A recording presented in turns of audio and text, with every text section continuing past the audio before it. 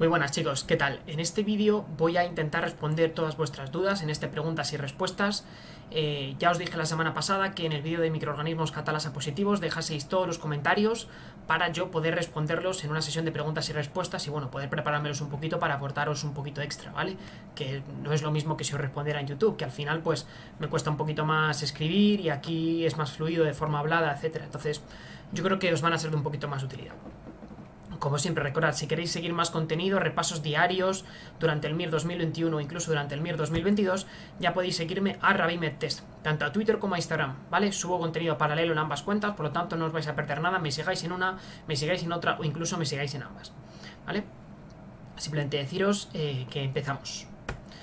La primera pregunta que me hacía María es... Fijaos, dice, mis preguntas van enfocadas a primera vuelta. Empezamos la academia y me gustaría probar sexto lo máximo posible. Entonces, dice, sé que si no hago estudio y tal, cuando llegue el intensivo me voy a agobiar.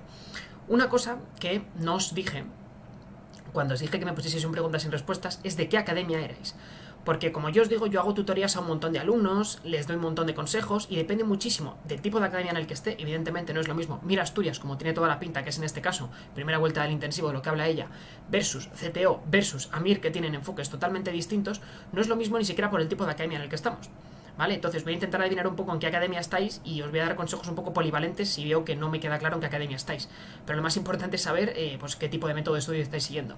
Y sobre todo influye también mucho el perfil del alumno, ¿vale? El perfil del alumno es muy importante. No le exijo lo mismo a una persona con percentil 95, percentil 99 que una persona que está en P60, P70 luchando por conseguir una plaza entre los 2000 y 3000 versus una persona que está en 40-50 que tiene que subir, ¿vale? O que incluso está un poco más abajo. Entonces, respondiendo a tu pregunta, María, en primera vuelta, si estás en MIR Asturias, yo como sabéis hice la preparación en MIR Asturias y la hice en CTO y tenía una cuenta en AMIR abierta, ¿vale? Entonces prácticamente conozco todas las academias al dedillo y sé cómo funciona la primera vuelta en general.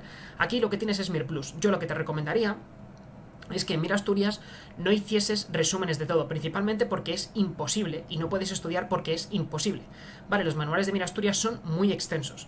Entonces yo lo que te recomendaría es que siguieses el curso MIR Plus a rajatabla, hicieses absolutamente todos los minisimulacros y yo lo que tenía para los minisimulacros era un cuadernito. Vale, un cuadernito, no lo tengo ahora mismo a mano, pero bueno, es un típico cuadernito muy pequeño donde yo iba apuntando todas las cosas que iba fallando de estos mini simulacros clasificadas por asignatura. Vale, normalmente MIR Asturias suelen ser más o menos buenos al principio, pero luego se empiezan a sobrar con algunos mini simulacros que yo alucinaba. Yo me acuerdo que estábamos viendo la heterogeneidad de los estudios y yo pues bueno me sabía alguna cosita que si el coeficiente y cuadrado, el coeficiente tau o alguna cosa muy pro de heterogeneidad y de repente me empezaban a hablar de cosas como el gráfico de Galbraith, el gráfico de la B y yo decía, joder, qué cosas me están preguntando en los simulacros de MIR Asturias, ¿no? Entonces yo lo que hacía tranquilamente era apuntarme eso en una hoja y bueno pues intentar retenerlo para futuras vueltas, ¿vale? Yo sí que tomaba alguna nota de cosas que yo sabía que no me iba a saber después y sabía que si no recordaba iba a ser absolutamente imposible. Eso lo primero y es lo que me parece más importante. Ni se me ocurriría, ni se me pasaría por la cabeza estudiar en primera vuelta del curso MIR Plus, ¿vale? Principalmente tengas o no tengas asignaturas en el curso de sexto de carrera, me parece más que suficiente con hacer lo que te mandan, que básicamente es leer del amarillo de los manuales y repasar lo que te digo, las cosas que hayas hecho en los mini simulacros y en los test de clase si es que te los ponen, de las cosas que veas que no entiendes o que directamente no vienen en el manual, como esto que te estoy comentando o muchísimas otras cosas. Yo tendría una hoja con esquemas. Yo tengo una máxima. Y esto lo hacen igual en todas las academias, ¿vale?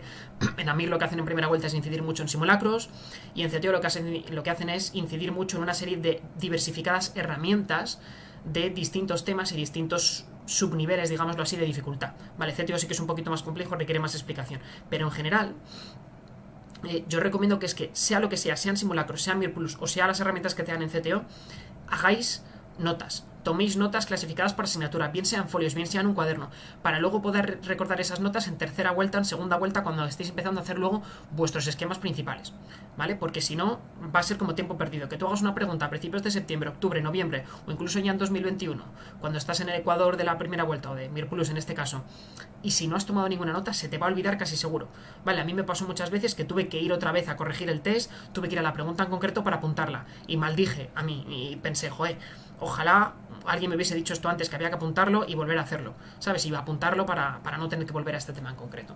Por lo tanto, respondiendo a tu pregunta, no estudiaría, aprovecharía la primera vuelta tal y como te he dicho. Y respecto a hacer esquemas, a ver, Mir Asturias es justo la academia en la que no puedes resumir los manuales, ¿vale? Porque si no te mueres, son muchísimos, hay muchísima explicación y ya sabes que te van a explicar los tutores cómo se estudia, que es primero el amarillo y luego lo siguiente. Vale, entonces, en general, yo me haría algún esquema de los temas más importantes. Te lo va a decir tu tutor, ¿vale? No me voy a extender mucho en esto porque si no acabamos pasado mañana preguntas y respuestas. Pero en general, yo emplearía temas tipo, por ejemplo, yo me aprendí de memoria los algoritmos del infarto agudo de miocardio, de la actuación en escasez y en escasez. Me aprendí de memoria también, o hice un esquema del esquema de tuberculosis que te dan, del esquema de hemoptisis, si es amenazante o no es amenazante, si es masiva o no es masiva, si el paciente está estable o inestable, qué pediría. De los temas más importantes, yo lo que hacía era, sí que era cierto que me hacía unos esquemas, ¿vale? Porque cuando vayas en primera vuelta al intensivo para pasar por esos temas te va a ser muchísimo más menos árido. Por lo tanto, temas que veas que sean gordos, temas que veas que te preguntan en el MIR, que no hace falta saber mucho, sino que con que veas el apartado que te pone al principio del tema, o incluso en algunos libros la adenda que te pone al principio de cada manual, donde te dicen qué temas son los más importantes según la importancia histórica que ha tenido y la forma en la que se ha preguntado en el MIR, vales de sobra, ¿vale? Vas de sobra con hacer esquemas de esos temas. Por lo tanto, MIR Plus, esquemas y el cuadernito para apuntar el resto de cosas, ¿vale? Para haberte respondido a la duda, María. Bueno, vamos con Maelo. Yo cuando puse estas preguntas pensaba que me ibas a hacer preguntas como un poco de forma de preparar el MIR, etcétera, pero aquí vais a saco, ¿no? Me decís que si en el trasplante hepático el MHC de clase 1 o el MHC de clase 2 es el más importante o el menos importante. Mira, esta pregunta ya me la hizo un compañero vuestro en Twitter, en Iván. En Twitter tenemos como una especie de foro donde de vez en cuando hay una pregunta polémica y yo pues intento ayudar, intento poner mi input, intento sacar bibliografía de los materiales, etcétera, ¿no? Que usáis al fin y al cabo. Pero en general, yo a Iván pues no le supe responder porque me puse la misma duda que tú. Y resulta que es que yo puse un tweet, que os dejaré en la descripción el link, donde ponía una mnemotecnia para recordar los HLA, que el más importante para el rechazo de trasplante hepático es uno de tipo 2, el HLA-TR. Y hay una regla mnemotécnica muy buena, que es robacoches, ¿vale? Si queréis, miradla en el tweet porque realmente os va a merecer la pena y hay bastantes más en mi Twitter. Y entonces, un amigo vuestro salió en auxilio, doctor Rodrial, y puso esta imagen. Entonces, lo único que te puedo explicar, porque yo no soy experto en inmunología, es que alguien que sabe mucho de inmunología, que ha hecho el manual de CTO, ha contestado que sí, efectivamente, en el trasplante hepático lo más importante es el HLA-DR. Y aquí te dejo la captura de pantalla literal, ¿vale? Del manual de CTO. ¿Vale? Si no se ve bien porque se me corta con la cámara, etcétera, no os preocupéis porque también os dejaré el link del tweet en la descripción, ¿vale? Simplemente que sepáis que está aquí, ¿vale? No sé si justo se ve, pero bueno, DRA es más importante que B, es más importante que A, es más importante que C. Muy importante la regla mnemotécnica, robacoches, ¿vale? Así que nada, siento, es una duda muy técnica y siento no poder darte una respuesta fisiopatológica de inmunología, pero realmente no tengo ni idea. Siguiente, Jesús. Me preguntas, ¿qué herramienta priorizaría durante mi preparación del examen? Si las tarjetas Anki, o hacer preguntas de autoevaluación o preguntas de la academia, vaya. A ver, esto es súper importante. Me da la sensación de que puedes estar en CTO o en AMIR. Me da la sensación. Entonces, yo no priorizaría ninguna de las herramientas. Para mí ambas me parecen súper importantes, no son excluyentes, ¿vale? Entonces, durante la preparación MIR, yo como os digo siempre, y subiré un vídeo sobre Anki para la importancia de Anki en la preparación del examen, pero yo siempre empleaba Anki durante aproximadamente unos 45 minutos, una hora al día en segunda vuelta y en primera vuelta, ¿vale? Esto hablando de las vueltas convencionales, ¿vale? Primera vuelta, segunda vuelta. Segunda vuelta sería el equivalente a primera vuelta del intensivo para MIR Asturias, ¿vale? Entonces, en general, yo hacía tarjetas Anki todos los días y yo hacía preguntas de autoevaluación absolutamente todos los días. Ahora bien, ojo, ojo, ojo. Porque si estás en CTO, que tú cliques el apartado de autoevaluación implica que estás yendo al generador de preguntas, que a mí me parece que no es lo ideal, ¿vale? Ni desde luego, ni en primera vuelta ni en segunda vuelta no me parece una herramienta que a mí me gustase mucho.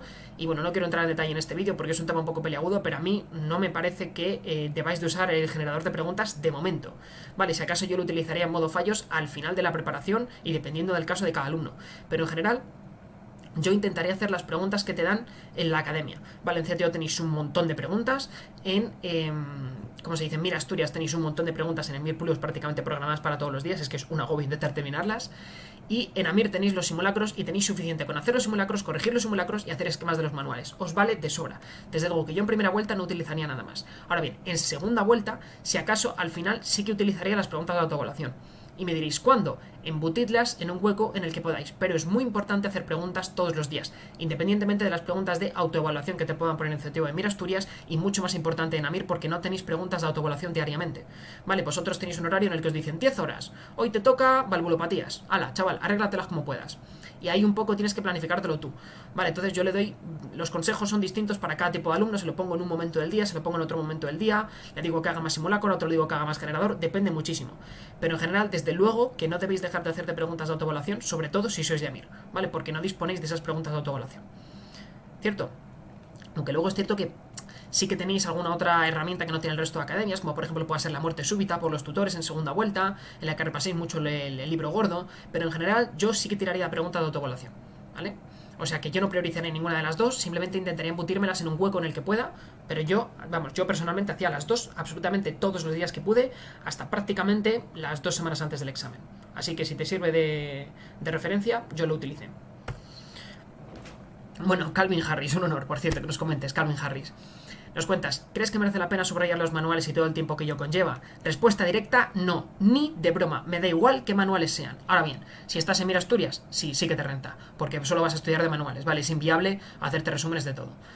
Pero desde luego, si estás en Amir o en CTO, yo esto es una cosa que le digo a todos mis alumnos, siempre les pregunto, digo, mira, para no condicionarte, ¿tú quieres hacerte esquemas o quieres estudiarte el manual? Y todo el mundo me responde que hacerte esquemas. Y yo le digo, efectivamente, has acertado de lleno la pregunta.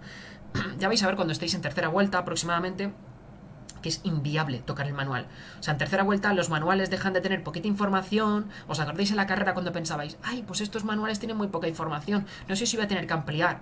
Y luego reís de vosotros mismos cuando estáis en segunda y en tercera vuelta, ¿vale? Porque los manuales tienen obesidad mórbida, tienen muchísima información, tenéis que sacar cosas de todos los lados. Yo tenía un amigo que no se hizo esquemas y estaba estudiando el manual y básicamente su tercera vuelta consistía en pasar páginas como un descosido, ¿vale? Porque no le daba tiempo a mirarse todo. Entonces lo que yo recomiendo es haceros vuestros esquemas, haceros vuestros apuntes, que lo traduzcáis a vuestro idioma, que quitéis obviedades que veis en el manual, que añadéis cosas pro que sí que queréis poner y que reajustéis el manual y que lo traduzcáis a vuestro idioma. ¿De acuerdo? La herramienta, la academia lo que se está dando con los manuales, en concreto Amir y CTO, es un bloque de piedra para que vosotros lo podáis esculpir. Ahora, vosotros tenéis que ser los artistas y sacar una figura bonita. Todos tenéis el mismo bloque, todos tenéis el mismo manual. ¿De acuerdo? Hay gente que recorta y amplía, hay gente que amplía, depende de cada uno de vosotros. Y esto sí que os lo digo mucho en las tutorías, ¿vale? Por eso os pregunto tanto al principio que qué percentiles sacáis, que qué media lleváis de la carrera, que cuáles son vuestros objetivos, porque dependiendo de una cosa a otra y dependiendo de cómo vayáis en los simulacros, yo os voy a aconsejar aumentar información de un determinado sitio en el que vuestra academia es floja, o quitar información y añadir otra de otro esquema que tiene otra academia que está bien. Vale, así que esto depende muchísimo de la academia, pero yo, de pies juntillas, vamos, haría esquemas. Yo no subrayaría los manuales, más que si luego te sirve para hacer un esquema. Pero vamos, yo los manuales no soy muy fan de ellos. Alex me dice que el vídeo es interesante, muchas gracias Alex, y me pregunta que qué opinas acerca de empezar a preparar el MIR antes de sexto. No. Pregunta rotunda.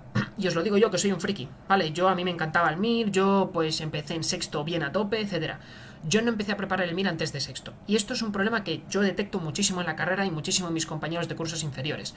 La gente me decía, no, es que yo me he estudiado oftalmo del manual de Amir, porque viene muy bien, o me he estudiado cardio del manual de CTO, o me he estudiado infecciosas del manual de tal, de Mir Asturias, por ejemplo. No, chicos, los manuales están enfocados al MIR, repito, al MIR.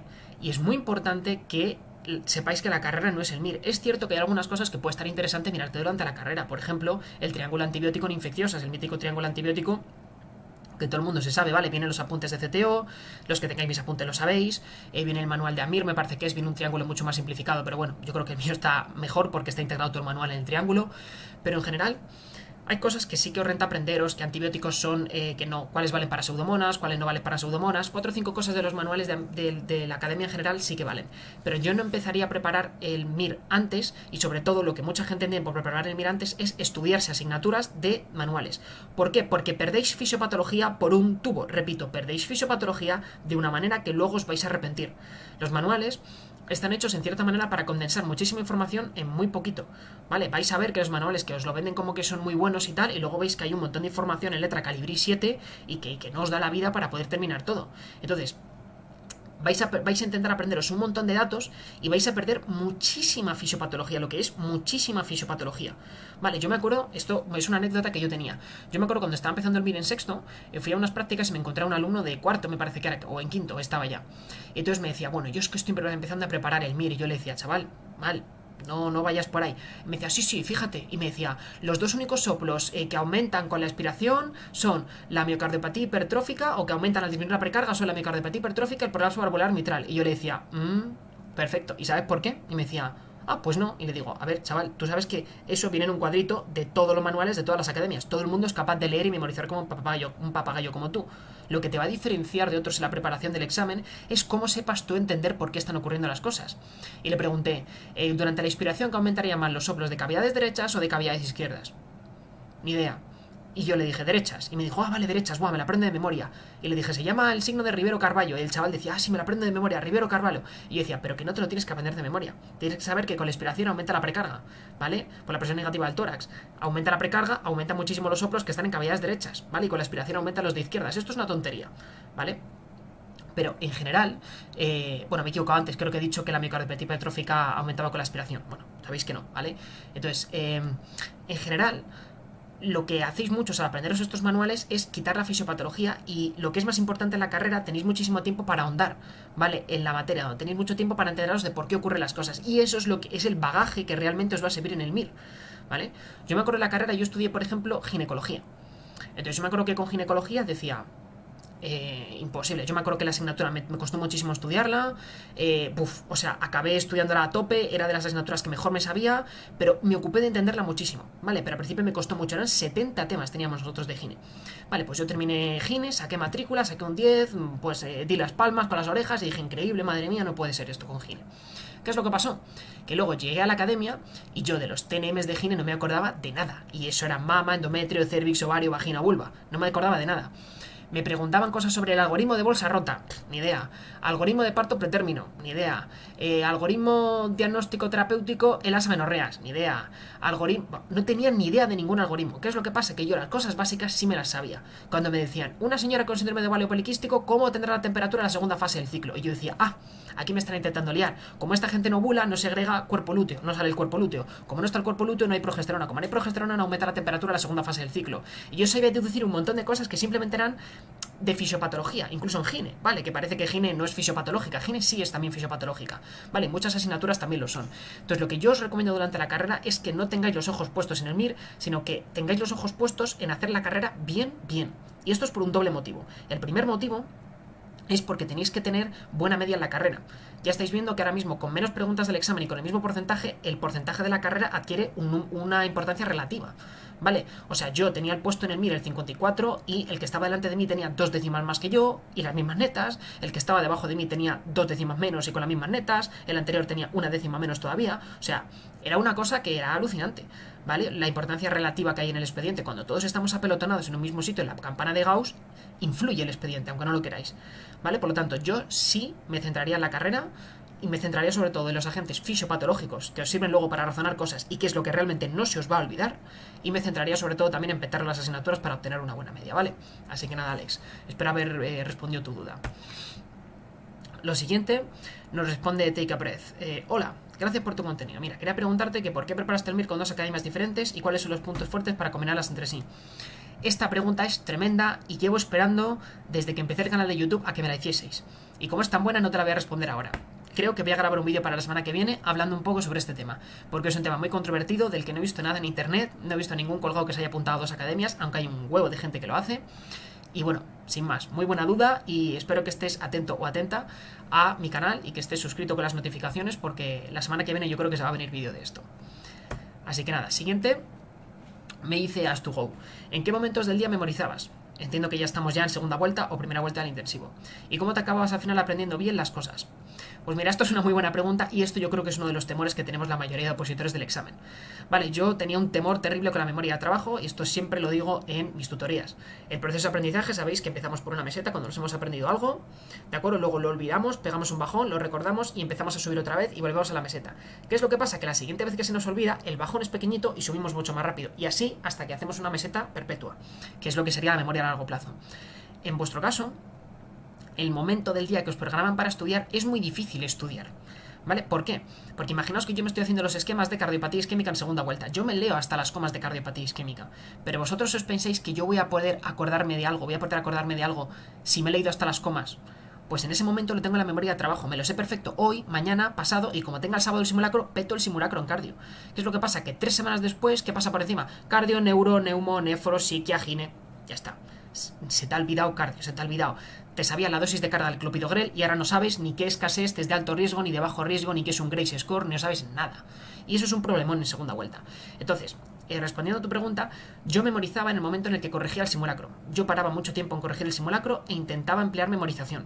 Vale, ya explico en mi tutoría siempre a mis alumnos qué técnicas de memorización les convienen o qué cosas me parecen a mí más útiles dependiendo de qué academia y el nivel de las preguntas, ¿vale? Porque no todos los simulacros de todas las academias son igual de difíciles en un momento dado de la preparación, ¿vale? Y recomiendo siempre estudiar mientras estamos haciendo los simulacros, porque es el único momento en el que te permite revisar asignaturas que ya has dado previamente. Vale, esto siempre lo digo, siempre os da miedo, pero yo no intento daros miedo, lo que intento es daros certeza. Imaginaos, chicos, estamos viendo un único concepto X. Lo miramos una vez en primera vuelta, una vez en segunda vuelta, una vez en tercera vuelta y una vez en cuarta vuelta. ¿Vosotros creéis que en 2 vueltas separadas por 7 meses, en otras 2 vueltas separadas por 4 o 5 meses, en otra vuelta separada por 1 mes y medio, mirar un concepto 4 veces en 1 año y medio es suficiente para el examen? Yo creo que no, y me parece rotundamente no. Entonces los 2 momentos al día los que yo memorizaba principalmente, aunque las maneras ya son algo más específicas, eran durante la corrección del simulacro y durante el estudio de mis tarjetas Anki. Vale, al final con las tarjetas Anki lo que yo fui haciendo, y lo que los que tenéis las tarjetas lo sabéis, es seleccionar los conceptos más rentables de nivel medio-alto que yo iba viendo poquito a poquito a lo largo de la preparación y que iba sacando la aguja del pajar cada vez que leía un tocho de texto y me lo resumía. Entonces lo que yo pretendo es que con mis tarjetas no perdáis el tiempo y vayáis exactamente a lo más rentable de alguien que ya ha pasado por lo que habéis pasado vosotros. Por lo tanto, sin duda, a mí mis tarjetas Anki me parecieron que resumían bastante bien el temario que había que controlar en segunda y tercera vuelta. Y bueno, Ricardo también me dice que preparar con 2 academias a la vez. Le digo lo mismo que a al otro compañero, a la otra compañera. Estate atento a la semana que viene porque definitivamente me ha gustado mucho que me preguntéis esta duda, me ha gustado mucho que surja, sabía que había gente con esta inquietud y lo hablaremos la siguiente semana, ¿de acuerdo? Así que nada, por último, quería terminar este preguntas y respuestas con esta cita de Isaac Newton, ¿vale? Y recalcar la importancia de los compañeros que tenéis al lado. Muchos me preguntáis por preparar antes, por 2 academias, por 3 academias, por 4 academias incluso, me pregunta alguna persona por privado en Twitter, me preguntáis también sobre qué generador hay que usar, sobre qué simulacros hay que hacer, etc. Mirad, eso está muy bien, pero lo más importante es que tengáis un grupo de trabajo, porque hacer el MIR absolutamente solo no es fácil, ¿vale? Y aunque lo hagáis bien absolutamente solos, es muchísimo más fácil que una persona tire de vosotros en los momentos en los que no tenéis un buen día o en los momentos en los que estáis un poco bloqueados con un tema y alguien os lo explica, que si estáis vosotros solos y dependéis absolutamente del foro o de ir a una clase para que os respondan las preguntas. Es muy importante que os apoyéis de compañeros, es muy importante que os agrupen otros compañeros y es muy importante que tengáis un grupo de trabajo sano, divertido y de personas que os apoyéis entre vosotros. Pienso que realmente, yo sé que esto suena una patochada, pero es lo que más os va a dar en la preparación. Que tengáis unos amigos que lo den todo por vosotros y que vosotros estéis dispuestos a darlo todo por ellos, ¿vale? Y que os van a ayudar, de verdad. Así que muy importante, repasad con vuestros amigos, resolved las dudas con vuestros amigos y exigíos entre vosotros.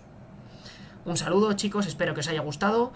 Si os parece buen contenido, por favor, dadle a me gusta al vídeo para poder un poco entrar en el algoritmo de YouTube y que más gente nos pueda ver y que esta comunidad siga creciendo. Y de verdad, si no estáis suscritos, no dudéis en suscribiros porque pretendo hacer vídeos muy interesantes el resto de semanas sobre temas que no se tratan mucho en la carrera o no se tratan mucho durante la preparación MIR y que siempre dependemos de un amigo o un hermano mayor o el típico tutor que nos diga las cosas. Pero ya sabéis que las academias tienen pocos tutores y muchos alumnos y están todos muy ocupados. Así que nada, aquí estoy yo para resolver todo lo que tengáis y lo dicho, chicos, que tengáis un buen fin de.